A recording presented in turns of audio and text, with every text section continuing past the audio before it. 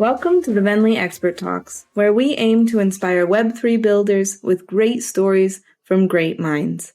I'm your host, Alexandra Ahrens, and I'd like to remind you that you can always reach out to us on Twitter, Discord, or LinkedIn with ideas for the podcast and questions for our guests. Welcome to episode 29 of the Venly Expert Talks. Today I'm joined by Cory Hymel, Director of Blockchain at Gigster, and we're going to discuss how brands can responsibly bring new users to Web3. So welcome, Cory. Welcome back, I should say. Thank you so much for having me, and I'm very excited to be back. Yeah, thanks. So for some of the people listening, they may remember you from the previous episode you were on, but for anyone who has not listened to that, could you kind of give a quick overview of what you're doing in crypto and Web3? Yeah, of course. So I lead all things Web3 at Gigster. So we are the leading service integrator for blockchain. We've been around for about 9 years now, kind of always building emerging tech, and have been in the Web3 space since 2019. And we help a lot of large brands, IP holders, and enterprises plan and build multi-year Web3 strategies, and then also help them really define like how to enter into the space. And then on the back end of that, help do fully manage engineering. So we see these Web3 projects from really, initial inception all the way out to production, which gives us a pretty interesting lens on the space, where it's headed, and what businesses are finding interesting about it, and the different kind of like strategies some of them are thinking about. So that's where we live. And I also manage all of our academic partnerships with like Stanford and Berkeley around distributed teams and remote work, which, plays really interesting into the decentralization of Web3. Definitely. Cool. Anything interesting been happening for you or Gigster since we talked last? Obviously like the market's been crazy, right? And what's really interesting is that like the level of interest from brands and enterprises is still really high, and kind of increased, which is incredible to see. The resilience in the space and people looking to get there. On a more kind of like personal note, and maybe this might lead into me getting invited back for time 3, is, really a huge area of like recent interest for me and some of the space is, I mentioned how we do a lot of research in decentralized teams, but really around like DAOs, right? And, we've been doing a lot of like pushing work and research into governance models and like building out how DAOs can not only affect companies, because a lot of companies are interested in that, but also how it's kind of like reshaping and it can potentially reshape like the workforce of the future. So that's a little bit of the new stuff going on behind the scenes. No, it's awesome. Good. Yeah. Then let's kind of dive right in. So we're talking about bringing new users into Web3, specifically responsibly. Mm-hmm. So maybe the first and the biggest question to ask here, what can we do to make people more comfortable in the Web3 space? Yeah, that is, there's a lot to unpack there. And, I literally just got off a call with one of the largest, CPG manufacturers out there. And this is kind of a question that they had, it's how do we like, and I think the way that they phrased the question was, how do you tell, like, how do you instantiate like value into like digital assets, right? And my thought is that, the era of like just pure collectibles, collectible like NFTs, stuff like that within the space is slowly dying, which is great, right? With any, the blockchain industry itself, and specifically NFTs, we went from basically zero to, like I don't have the exact stat, but like $40 billion asset class within a few years, which is insane. And with that, there's always going to be a level of, kind of like not, I mean, like maybe correction is the word in the market, but cathartic, maybe like a very cathartic experience that comes after some level of high like we've been experiencing. And that's really what we're seeing in the market right now. And, when we talk about how do you make people more comfortable, really what you're asking is that, like, how do you explain intrinsic value of digital assets to them so that they see the level of value in there, and then they are thus willing to participate and engage. And, the very obvious answer, right, through all of that is to offer some value beyond the asset. It's like offer some value with it. And, for enterprises, especially large established brands or IPs, you have a platform to be able to offer that, right? So when we think about how do we make people more comfortable in the Web3 space, it's basically by offering them real value and products, right? A lot of that now has been, very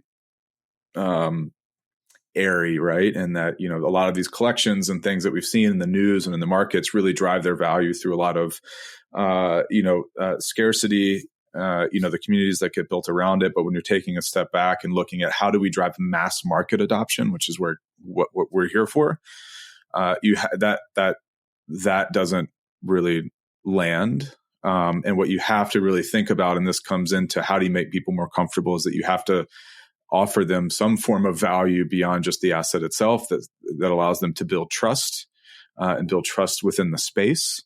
And then as that continues to go, it's really going to start to that kind of flywheel effect on the space and on the technology as a whole. Because as of right now, like we still very much are in like early adopter phase. I think the last time I checked, there was like something like, again, rough numbers, but like 50 million or I've seen anywhere from 48 to like 62 or 65 million active crypto wallets, which out of the 7 billion people on the planet, like 5 billion people on the web, like it's still like we are still driving a huge amount of change with a very small set of people.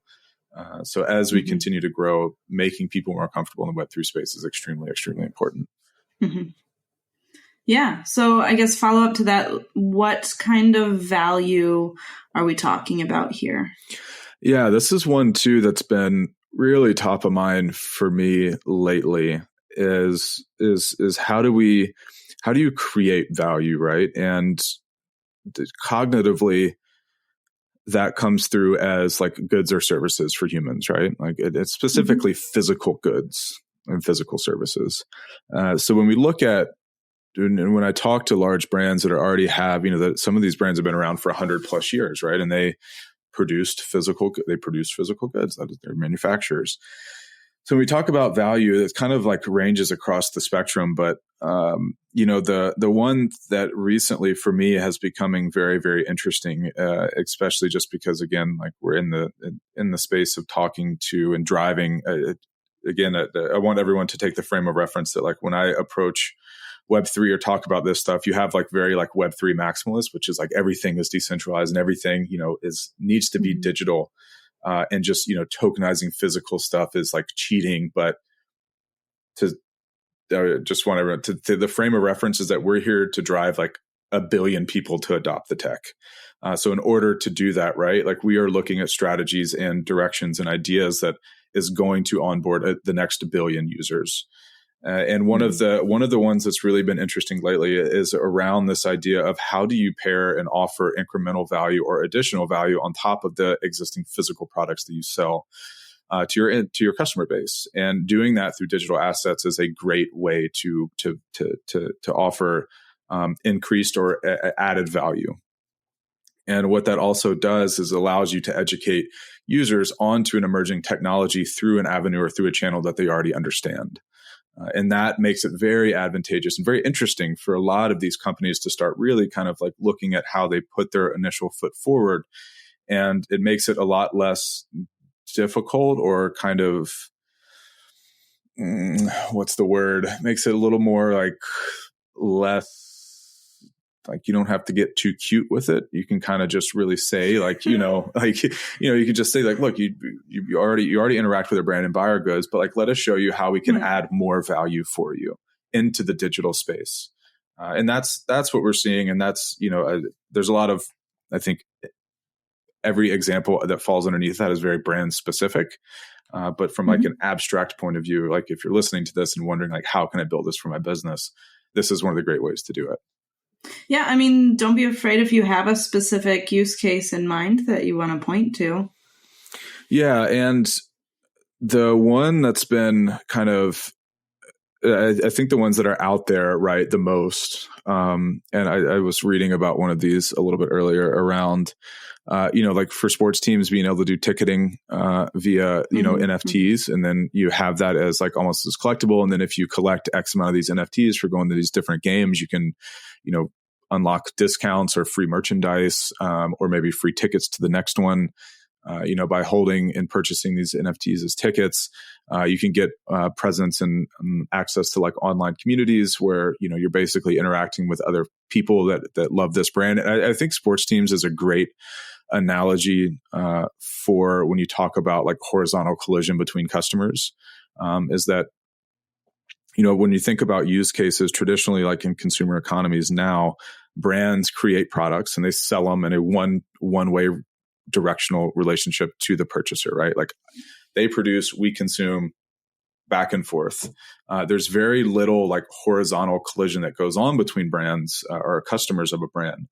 But if you think about that from a sports analogy perspective, if you wear I live in Charlotte, so if you wear a Hornets jersey out, what you're basically able to, and you see someone that has a Hornets jersey on and you have one on, you automatically have some form of a connection to that brand. And that makes interacting, and that makes ultimately reinforces your target, your customer base, because you're building bonds between them, which makes it stronger to the brand image overall. And a lot of existing companies and products and brands out there, they don't really do that in any way, shape, or form. And what we're seeing is that brands using NFTs, and specifically NFTs around the capabilities of secondary markets, to start to create that level of connection between their customers. The sports ticket's the one, but there's a lot of out there, right? Sure, of course. Good. Maybe we can talk a little bit about what are some things that every brand should think about, consider deeply before entering Web3. The tough ones. Yeah. Got to start hard. Got to start hard. Yeah. So there's a lot of things, right? But if we take a step back, really the big four, I don't know, I would say it's a core 4 reasons, but I'll throw in a 5th because it's definitely there. But the 5th nascent reason that we see brands moving into Web3 is FOMO, obviously. But the other 4 that I say are more concrete. The first one is about connecting to new customer base, right? And that's usually like earlier or younger demographics. So every brand's customers are constantly getting older and phasing out. So how do you target a larger audience? So that's one way, or one reason. The second reason is around being able to offer new experiences. So this is around the example of connecting physical and digital and layering value on top of what you already offer as reason number 2. Reason number 3 is a new revenue stream, right? So again, these are assets. So companies looking for ways to expand their product offerings, look at NFTs, specifically NFTs, and Web3 is a large for new revenue streams. And fourth of the core 4 is around the idea of like brand control and risk containment. And that's always one that people don't think about a lot. It's that Web3 is the Wild West, right? Like it's new, it is moving fast, and there's nothing really to stop me from going and creating, a Nike drop and throwing it out there on OpenSea and seeing what happens. And that means that a lot of customers might get fooled. They might get scammed. That looks bad for the Nike brand, just like knockoffs in the real world are for like designer handbags and shoes and stuff like that. But the way that we're seeing brands and why a lot of them are interested in getting into Web3 early is that you can really put your stake in the ground and define what authenticity is for digital products related to your brand are. So in the Nike example, if Nike doesn't move into Web3 at all right now and someone starts creating knockoff products, there's little that you can do, right? And the way that people and brands are combating this is that they're making their presence known early and putting that flag in the ground and letting everyone know that like, hey, this is authentic Nike digital assets. And if they come from anywhere other than here, they're fake. So don't buy them. And so when brands are thinking about getting into Web3, understanding the reasoning on why now is incredibly important, right? And those 4 reasons, and really the brand control and risk containment is a huge one that every brand is thinking about why we need to get in now. And then obviously being able to offer new experiences to retain existing customers is a huge number 2. Being able to engage with younger audiences is a huge number 3. And then number 4 in that is around the new revenue streams. And when I list new revenue streams as number 4, like that's intentional. And the reason why is that what we tell brands to consider before going into Web3 is that don't look at this just from a pure dollars perspective. Because if so, like, obviously, if it makes dollars, it makes sense. But you really need to think about larger value on the back end for your customers. And you need to address it from a value position first. So you need to think about how do we increase value and how do we offer more to customers? Because if you don't do that and you just think that you're going to put something out there to make some quick money, you're going to have a very tough time in the media and from your customers is looking at this as some form of like a reg pull or a scam. So really, we really tell everyone to consider, and this is like a very like tactical thing that you can take away is that like we tell everyone, it's like, look, brand comes and says, Cory, I want to do an NFT drop. Like, awesome. Fantastic. We're getting in the Web3. Usually what I ask them next is like, so what is one incremental value thing to this NFT that we can add every month for a year? And if we can't come up with 12 value adds or 12 activities to do to engage the community and drive the value up of it, then I tell them we probably shouldn't be doing this. Like we need to think about this a little bit harder. Because that is the difference in offering becoming a manufacturer of digital assets versus physical ones. Like there is no planned obsolescence. They don't degrade, they don't go away. So when you move into the space, you really have to think about how do we incrementally add value on top of it. And that is like marquee, put it in bold font at the top, like think value, number 1. Mm-hmm. And then from there, the chips kind of fall. Okay. I'm going to redirect us a little bit because last time you came on, we definitely talked about value a lot, and that's great. But when we're talking about brands bringing responsibly new users into Web3, then we need to focus maybe more on what you listed as number 2 and number 3 of new experiences and new revenue, because those are when they've already got those customers, right? And they're moving them into the space. So how does that process maybe differ? Yeah. So, right.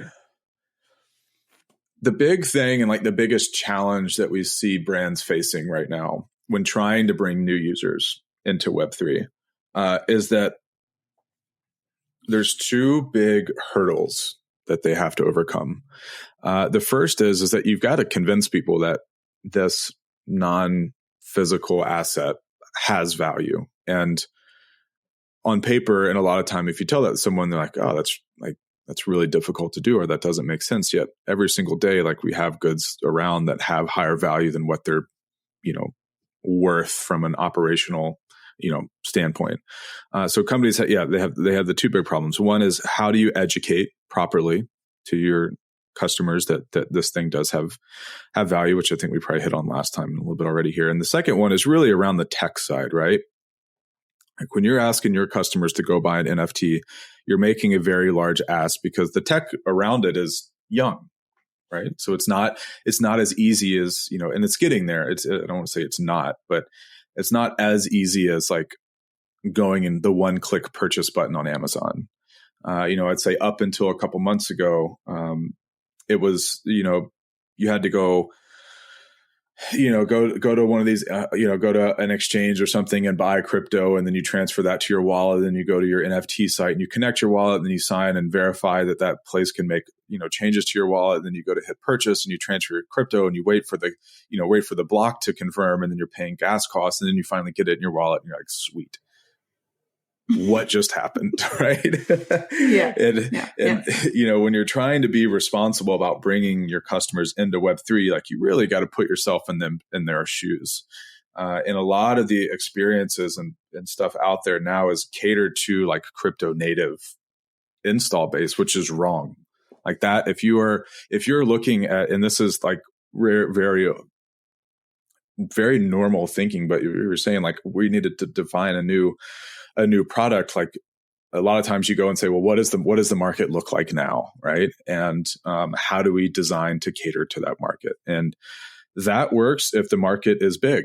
But you know, again, as I said before, we'll average it out and say there's 50 million users. We're trying to drive 1 billion on top of it. You've got to step away from what the status quo is now and really think about, how do I create the most seamless, easy experience for my customers, so that when I bring them into this world, I'm not having to cross that hurdle of explaining to them what digital assets are and letting them make that cognitive call option that, yes, this does have more value or will produce more value than what I'm paying for it.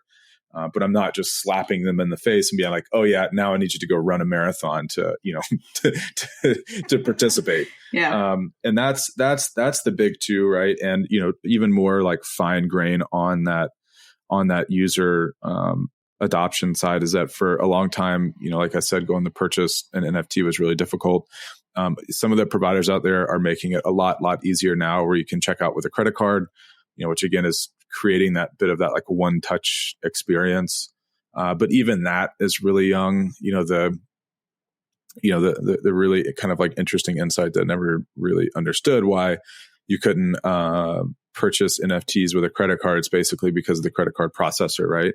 When they get processed as digital goods, and the fact that NFTs, if you buy them in non-custodial platforms, they're irreversible. So the transaction's irreversible. So a lot of the credit card companies would not process the transaction, because if there's any fraud or claim on it, there's no way for them to recoup their expenses. But, we recently started working really closely with Wire, and they offer basically checkouts as a credit card. And it's pretty interesting how they do it. They basically create a pool of, this liquidity pool. So in case any of these transactions are claimed as fraud, they are able to pay back the credit card companies, which allows these payments to go through. Whereas before they were basically blocking them. So that's, again, like innovations are being made in the space to make bringing in people a lot easier. Good. We talk a lot, I think, in the space about two of the big hurdles being UX and education. Yeah. Yeah. So first part, you agree, definitely. I agree. I would say that I strongly agree with both. Yes. Strongly agree with both. Okay, cool. Glad we ironed that out. Yeah. So with that, is there a different UX or different educational experience that we need to be working on for each brand, each industry? Or is it something that we can kind of just make it look like Web 2 and go forth from there? That is a fascinating question. And not to get, I don't know, like, okay, so I'm actually having this argument in my head real time as we're talking about it. Okay, right? Spit it out loud. Let's go. Yeah. So I see it as like two different ways, right? Is that one, the whole reason, right? Like if you really want to get out there and be like, yo, bro, the whole reason why we're here, kind of thought is that like decentralization, individual ownership is where the future is headed, right? And my question is, and this comes down to what you said of like, can we just make it look like Web 2? I think the simple answer is that yes, we can, but in doing so, are we negatively impacting it? Because if it just feels like Web 2, then like why have Web 3? What's the point? Yeah, like what's the point? Yeah. So I again, I literally have this argument going on in my head right now, is that I think that on one hand, we have to make it we have to make it look like Web 2 so that you can get adoption. but you have to educate and keep it different enough that people understand the difference. And that's such a weird spot to be in, because you're like somewhat going against like the whole reason, man, we're in Web3 is so you can own your digital identity. When you obviously as like my quasi Matthew McConaughey impression, is that so like when you do make it easier, and I think one of the great arguments is around custodial wallets, right? Like, so MetaMask is really hard for the layman, right? And if you lose your passphrase, good luck, you're screwed. So I'll offer a custodial wallet. And many people are like, no. As soon as you do that, it's not Web3 anymore. And you're like, okay, maybe, right? But if that means that it onboards another billion people into the market because now they feel comfortable and it's easy, is that a win? Like, is it conceding points to get adoption? And I don't know. That's a very polarizing, possibly, topic, and I know where I stand on it, but I don't want to speak for everyone. Okay. Do you not feel comfortable speaking on your own stance? Oh, no, I will definitely stay on mine. So I will die on this hill too, is that like, I am here I am here for mass adoption. Right.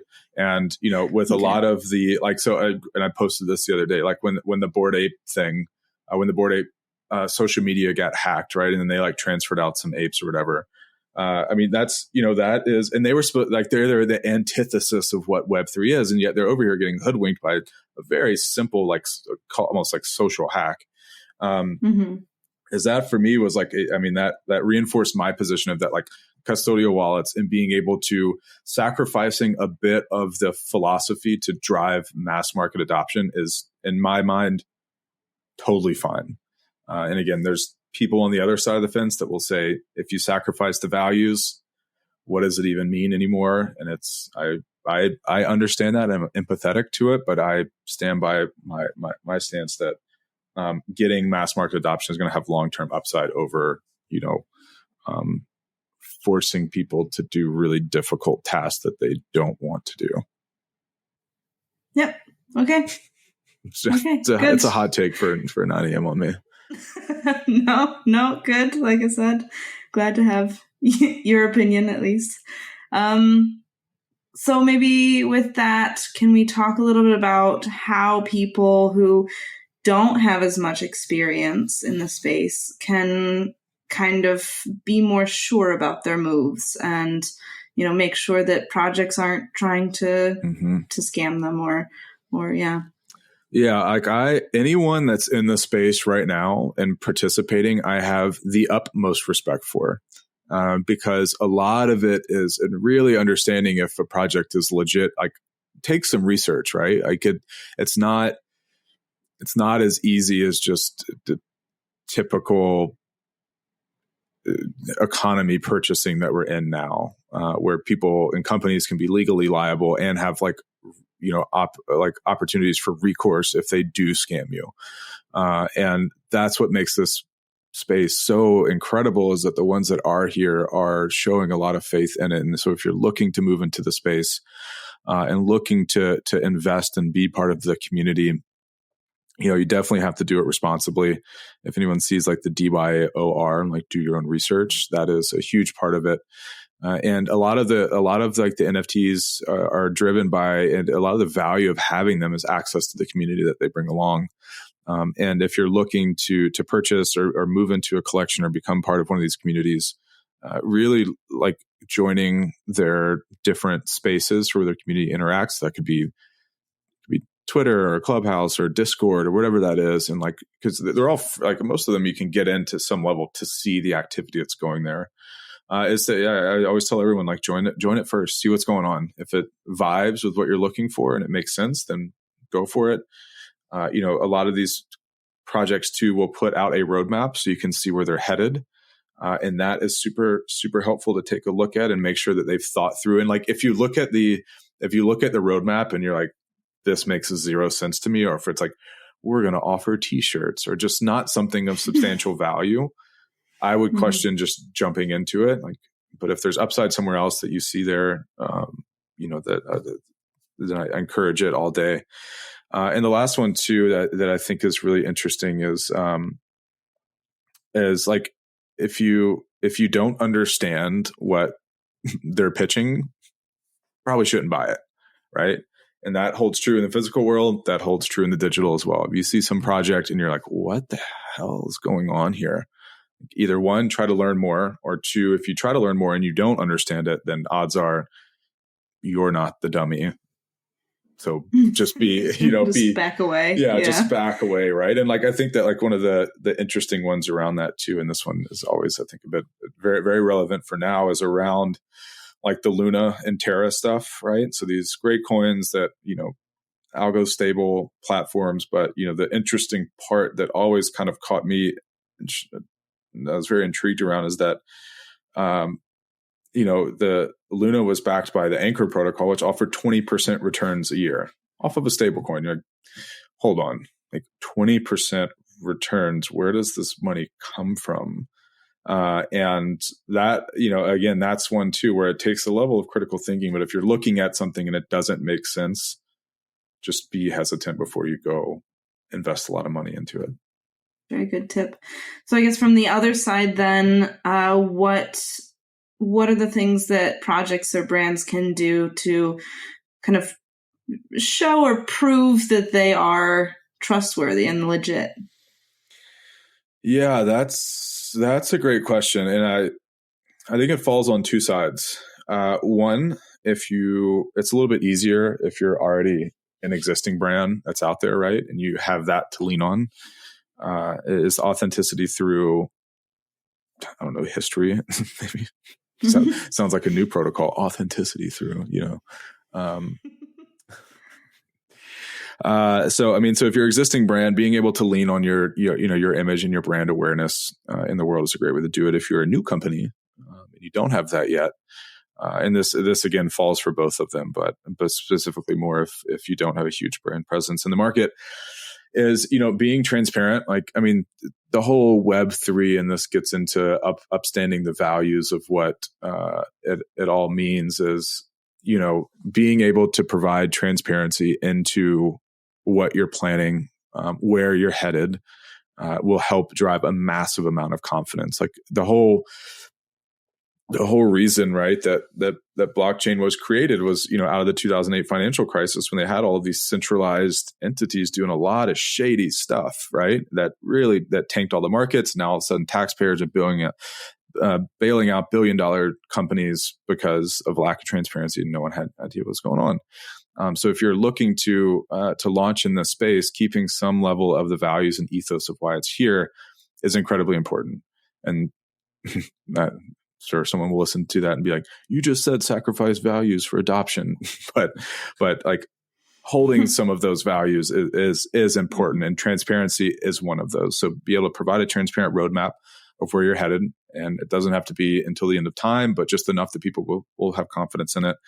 The other one too is that, like, I don't know, like, so especially up until now, teams like or projects revealing who the founders were, like no one ever talked about that. Which, if anyone listening hasn't heard the term doxing before, it basically means that you provide documentation on who the founders are. So if you see in the headlines, team isn't doxed or something like that, a reference, it just means that you don't know who the people are. They're just staying anonymous. And I think that anonymity might be changing some too, just to help boost the accountability factor behind it.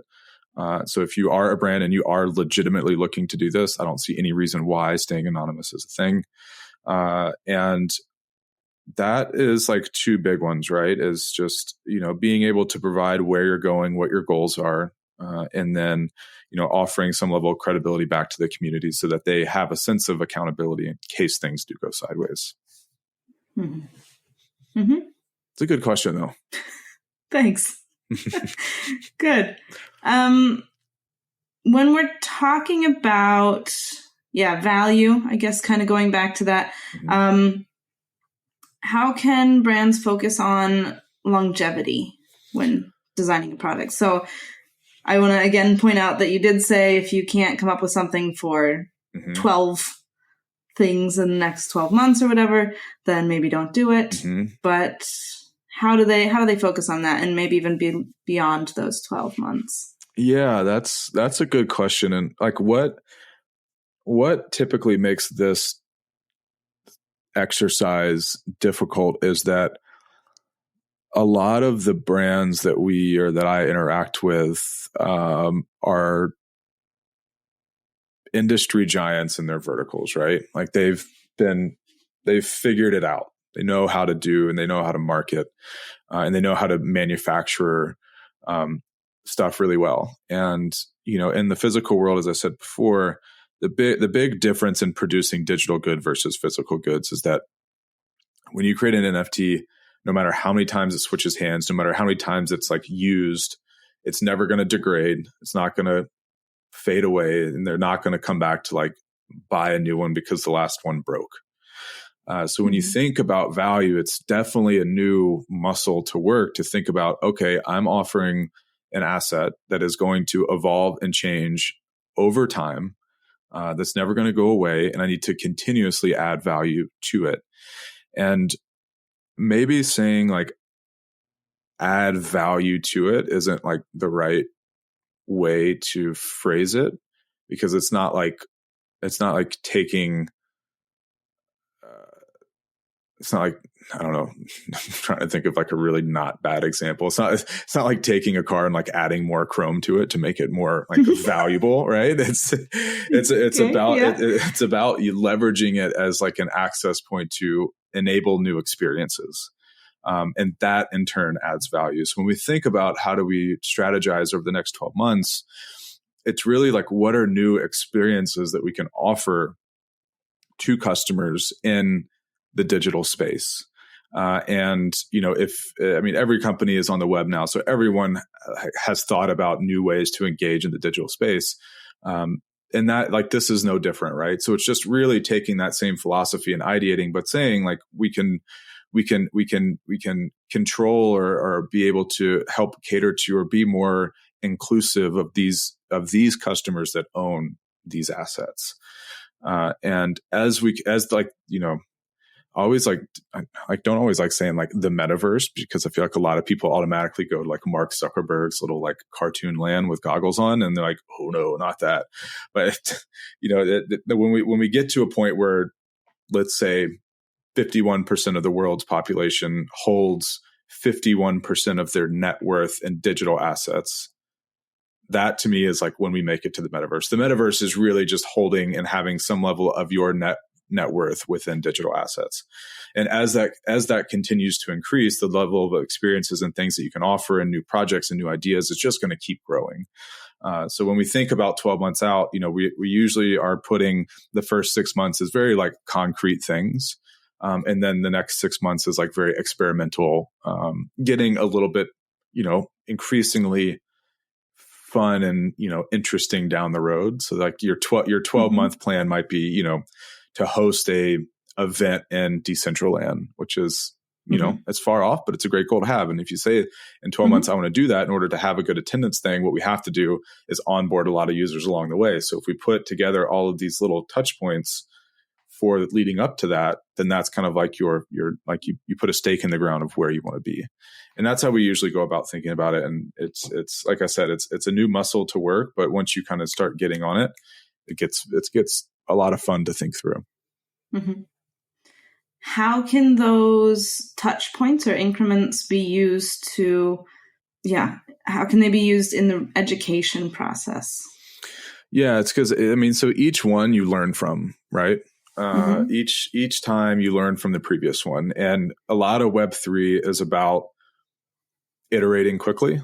And, a great insight that I got from my friend, Richard Walker, who's one of the principal blockchain principals over at Deloitte. I was asking him around, like, how do organizations get ready for Web3? And one of the most insightful things he's told me is that it's way less technical, and it's more of like, you have to, as an organization, build a culture that's fine with experimenting and potentially failing.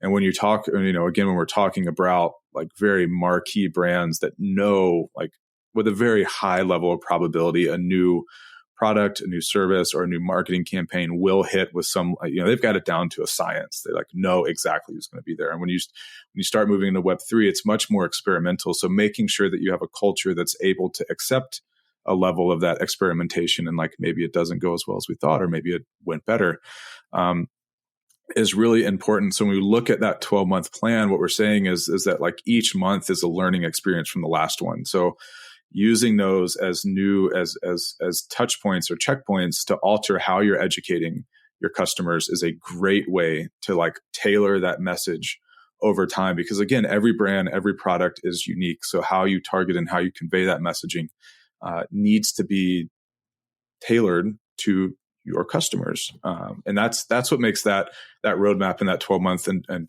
12 touch point strategy so incredibly helpful. Okay.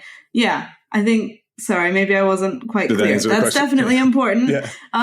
Definitely a very important aspect. I guess I meant more the education of the new users. Yeah. So that side of it, how can it be used to educate users and bring them in? Yeah. So that, I'm not sure. Maybe I fully are you like asking for like what are examples of how you educate them? Yeah. Sorry. Yeah. Is there any way that you can see where those can be used in the education of new users? I see. Oh wow, I really went off on a tangent on that last time, didn't I? Sorry, yeah. No, it's good. It was a good tangent. Still, I was unclear to begin with. Cory turned right, and I just did a hard left. Like, no. Okay, so how you use it to educate users? Yeah, so really like the roadmap that we see a lot of these brands taking is that like the first project that they'll do is what we call like a primary drop, right? So this is where the brand itself creates the capability in order to create a digital asset and then the avenues to sell it to an end customer. Like that is touchpoint education zone number one. And when you do this, you basically are creating the first time that you're able to explain to your customers what digital assets are. And this can be done through a number of different ways. Obviously like your traditional things of like having a website that explains where it is, showing what your roadmap is, here's the value, videos, things like that, right? That are all very like tangible, tactical items that you do. After that initial drop is done, the next kind of like education touch point that we see coming next varies, but I'll tell you the one that I like the most. And that's around being able to offer. So again, step one is primary sale, meaning that you as the producer create and sell directly to the consumer. Touch point number two is offering peer-to-peer interactions. So a peer-to-peer marketplace where people are able to buy and sell back and forth in one another. And this one educates, it's like different points of the adoption circle that I'm drawing in the air, but doesn't really exist. Is that, it's like first you need to educate so that they understand there's value there, right? The next one too is let them is create value through collisions. So creating value with like peer to peer. So that could either be, in gaming, like back and forth, playing the game with one another, or in marketplaces, buying and selling back and forth. Challenges where being able to actually talk and obtain items from other users allows you to, create new value within the space. So that really comes number two. Number three from there, education, touch point is that, so how do you expand beyond NFTs? Right. And so that's a great foundation layer that's very like cognitively understanding for people. But then how do you move past that? And that might be through things like tokens, which are a great way to expand, the community beyond just the NFT set itself. Like we saw that with like the ape coin from the Bored Apes. Like, they were just 10, I think it's like 10K was just the NFT. And when you have a very inclusive community, it can like almost like smolder and like suffocate itself. And then by opening these tokens that allow for a level of governance, you basically are allowed to expand that community beyond while retaining the core value of the initial founders or like initial owners, right? So we do see companies moving in to offer these forms of like governance tokens that allow for that two-way relationship between the customers and them. And then from there, it's really kind of open, right? So it's where you want to take your brand. But I will say that the whole goal of all of this, right, is that we're trying to set companies, and companies need to be setting up now for 5 years from now. And educating and building your customer base in the digital world is one of the most important things any CEO, CTO, or business needs to be thinking about now. Because I'll tell you what's going to happen is that in 5 years, there will be some level of a sharp change that's going to happen. And those that didn't educate and didn't onboard their customer into this are going to die. And we've seen it before. And, the line always goes that, companies go out of business slow and then very, very quickly. And that's usually because they didn't stay ahead of digital transformation. Some innovation came out and then overnight everything switched and they were not ready for it. And that just wipes them out. Like, Redbox and Netflix, right? Physical versus the streaming. Everyone, Redbox was like, that'll never work. Streaming's, internet speeds are too slow. There's buffering. You won't get good quality. Next thing you know, fiber's in every house and boom, within a year, gone. And that's that from a company and education standpoint, you needed to be thinking about where your customer is going to be in 5 years and how you build that up now. Because if not, it's going to be a tough road. Yeah. Good. Had to put a little country twang on that to hit with my...